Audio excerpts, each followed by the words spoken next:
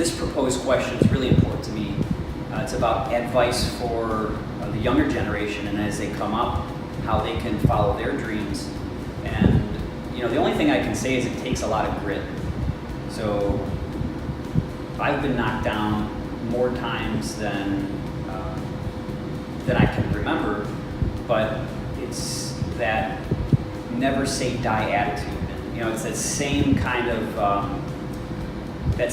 grit that pushes a boxer to win a bout, right? Where you're just getting pummeled, and you're either gonna win or you're gonna die trying or get knocked out. And that's really the kind of perspective that you have to have in business. That, well, you have to be smart and you have to learn from your mistakes, but I think the number one thing that I see is you just have to forge ahead, and you have to be willing to take risks and make mistakes, be calculated, learn from others' mistakes, learn from your mistakes, take advisors' advice, but ultimately what's going to propel you forward versus someone else is getting back up after being knocked down.